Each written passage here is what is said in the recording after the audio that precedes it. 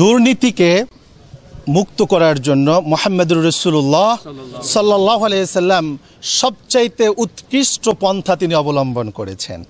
একইভাবে সাহাবায়ে কেরাম সেই পদ্ধতিগুলো অবলম্বন করেছে।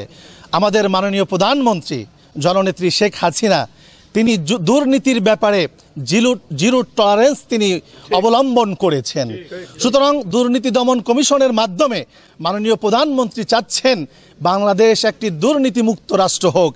তার সেই স্বপ্নগুলোকে বাস্তবায়ন করার জন্য আমরা আমাদের মসজিদগুলোতে প্রতি জুমায় কোরআন এবং হাদিসের দৃষ্টিতে সুন্নাহর ভিত্তিতে আমরা মানুষকে জনসচেতনতা বৃদ্ধি করছি।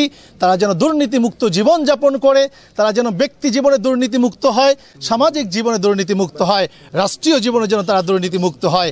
এই জন্য আমরা কোরআন এবং হাদিসের দৃষ্টিতে তাদেরকে সচেতন করে চলেছি। মাননীয় প্রধানমন্ত্রী যে স্বপ্ন সেটা আমরা বাস্তবায়ন করার সর্বাত্মক চেষ্টা করছি।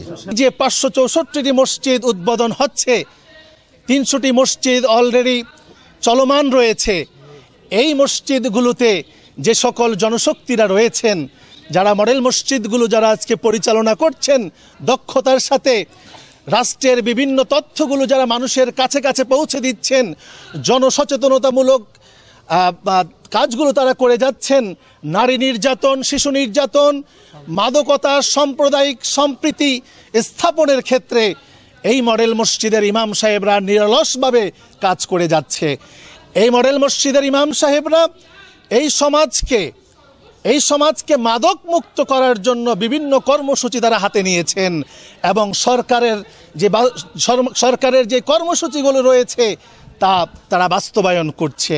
সুতরাং মাননীয় প্রধানমন্ত্রী জননেত্রী শেখ হাসিনা, আপনার কাছে আমাদের আকুল আবেদন, আপনি তো মানবতার মা, আপনি তো আমাদের দায়িত্বশীল, আপনি তো জাতির পিতা বঙ্গবন্ধু শেখ মুজিবুর রহমানের কন্যা, সুযোগ্য কন্যা।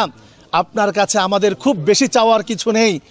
আপনি মডেল মসজিদ তৈরি করেছেন যা পৃথিবীর ইতিহাসে বিরল। সুতরাং একজন মডেল মসজিদের ইমাম সাহেবের যে সুযোগ সুবিধাগুলো থাকা দরকার সেটাও যেন মডেল হয়, এটা আপনার কাছে আমরা আবেদন করি। আপনি মডেল মসজিদের যে সকল জনশক্তিরা রয়েছে তারা অত্যন্ত সচেতন, তারা অত্যন্ত বিজ্ঞ, তারা অত্যন্ত অভিজ্ঞ। সুতরাং আপনার কাছে আমরা আকুল আবেদন করতে চাই, আমরা যারা আজকে এই মডেল মসজিদগুলোকে আবাদ করছি, আপনি আমাদেরকে সম্মানজনক, আমাদেরকে বেতন বোনাসের ব্যবস্থা করে দিবেন। এটা আমাদের সকল মডেল মসজিদের আইম্মায়ে কেরামের আবেদন। মানুষ যেন ইসলামকে ব্যবহার করে গুজব ছড়াতে না পারে, কোনো ধরনের নিজের স্বার্থ হাসিল করতে না পারে, তার জন্যেই মূলত এই মডেল মসজিদ ও ইসলামিক সাংস্কৃতিকগুলো স্থাপন করেছেন মাননীয় প্রধানমন্ত্রী। মাননীয় প্রধানমন্ত্রী, আপনি আমাদের যেই সম্মানের ব্যবস্থা সাময়িকভাবে করা হয়েছে এটা অত্যন্ত ন্যূনতম।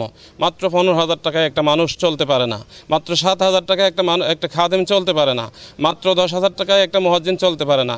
15,000 টাকা বেতন নিয়ে যেই বাজারে যেতে হবে 50,000 টাকা বেতন নিয়ে একই বাজারে মানুষ যাচ্ছে।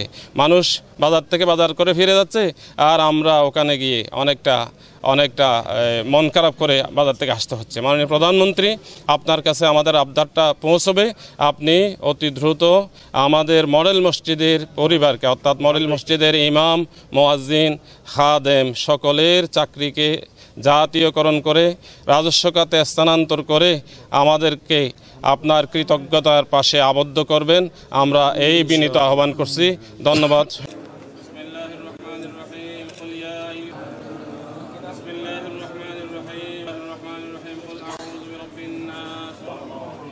আলহামদুলিল্লাহি রাব্বিল আলামিন।